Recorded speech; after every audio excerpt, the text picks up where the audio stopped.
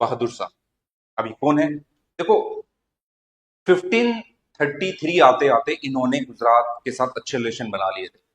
Basically Gujarat के साथ इन्होंने ट्रीटी ऑफ बसीन भी साइन कर ली थी। और ट्रीटी के अंदर समझौता ये है कि भाई ठीक है, आप आराम से व्यापार करोगे, आप यहाँ पर जिस तरीके से आपने साउथ के अंदर जो है अत्याचार मचाया है वो यहाँ पर नहीं करोगे। इजिली आपका ट्रेड होता रहेगा, जो ट्रेड होगा उसके अंदर प्रॉफिट मुनाफा मेरे को भी मिलता रहेगा। ये चीजें थी। लेकिन गुजरात का जो बहादुर शाह राजा था वो धीरे धीरे अपने आप को एक्सपेंड कर रहा था। और जब वो अपने आप को एक्सपेंड कर रहा था तो उसकी नजर पड़ती है किसके ऊपर? मेवाड़ के ऊपर। जब उसकी नजर मेवाड़ के ऊपर, चित्तौड़गढ़ के ऊपर पड़ती है, तो उसको एक चीज समझ में आई।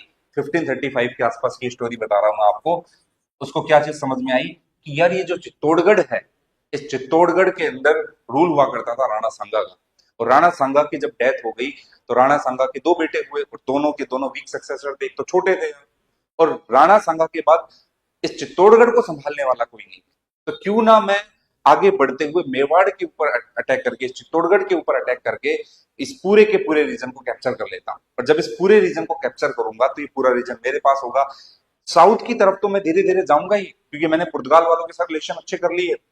नॉर्थ की तरफ मैं और ज्यादा अपने आप को क्या करता हूँ, एक्सपेंड करता हूँ। मध्य प्रदेश तक तो वो जा ही चुके थे।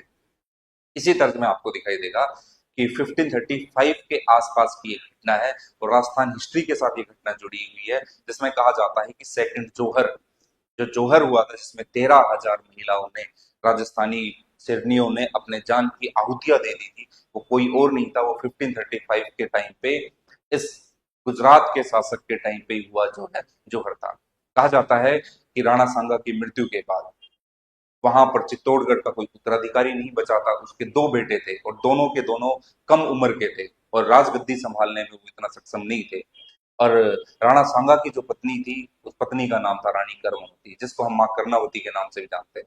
जब मैं स्टोरी सुनाता हूँ तो थोड़ी सी चीजें भावुक हो जाती है, तो आप एक बार थोड़ा सा सुनना। और इसको हम स्टोरी नहीं कहेंगे, वास्तव में ये एक घटना है, वास्तव में ये एक ऐसी कहानी है, ये एक ऐसी सूचना है जो हर व्यक्ति को पता होनी चाहिए कि किस तरीके से जो है हमने इन मुस्लिम आक्रांताओं से अपने देश को बचाया। हमने अपने धर्म को परिवर्तित नहीं किया है, हमने अपनी जान जो जोखिम में डालकर, हमने अपनी जान का न्यौछावर करके इस देश को बचाया है।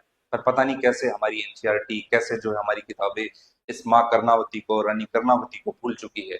वो कैसे जो है हमें हुमायूं की, हमें जो है अकबर की, हमें बाबर की, इनकी कहानियां याद होती है, लेकिन बाकी चीजें हम भूल चुके हैं। तो मैं आपको बताता हूँ, 1535 के आसपास आपको दिखाई देगा कि गुजरात का बहादुर शाह धीरे धीरे चित्तौड़गढ़ के किले की तरफ बढ़ रहा था। और जब वो चित्तौड़गढ़ के किले की तरफ बढ़ रहा था तो रानी कर्णावती को एक सूचना मिली कि भाई गुजरात का राजा आने वाला है और अटैक करेगा।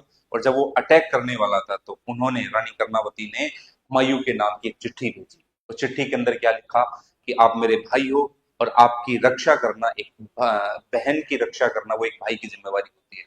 और एक छोटा सा जो है एक संदेशा भिजवाया। उस संदेश के अंदर अंदर क्या लिपटा हुआ था? एक राखी। देखो, हमारे इंडिया के अंदर ना, भारत के अंदर राखी जो है ना बहुत पवित्रता का त्योहार तो क्या कहोगे, एक बहुत ही इमोशन वाला जो है पर्व होता है। राखी का मतलब ही हो गया कि वो बहन अपने आप को बोल रही है कि भाई कल की डेट को आप मेरी रक्षा करोगे, अगर मैं किसी मुसीबत में आ जाऊंगी तो मेरे लिए आप खड़े हो। और कहा जाता है हुमायूं को वो चिट्ठी मिली।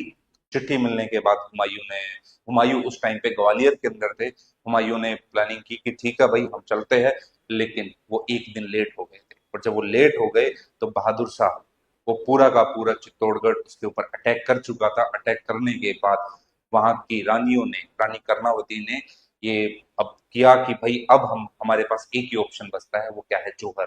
और 13,000 महिलाओं के साथ वो क्या करा, उन सभी माताओं ने मिलकर जोहर के अंदर, अग्निकुंड के अंदर अपने प्राणों की आहुति दी थी। ये भारत का दूसरा सबसे बड़ा जोहर था। ये बलिदान दिखाता है कि हमारी रानियां, हमारी जो है ये राजस्थान की ये जो महिलाएं हैं वो लड़ी है एक्चुअल में। उन्होंने अपने आप को सौंपा नहीं है, उन्होंने अपने आप को न्यौछावर नहीं किया है ऐसे राजाओं के साथ। उन्होंने अपनी जान की बलिदान, अपना बलिदान दिया है। और बलिदान किसके अंदर दिया है? इस तरीके से बलिदान दिया है कि जौहर ऐसा किया कि पूरी दुनिया देखने लगी कि यार ये कैसी घटना है कि जो सिर्फ भारत के अंदर हो रही है। तो इस इतिहास को सिर्फ इतिहास के पन्नों में नहीं रहना चाहिए, इसको सामने लाना चाहिए। तो ये दूसरा सबसे बड़ा जौहर होता है जिसमें 13,000 महिलाओं ने अपनी प्राण की आहुतियां क्या कर दी थी, दे दी थी।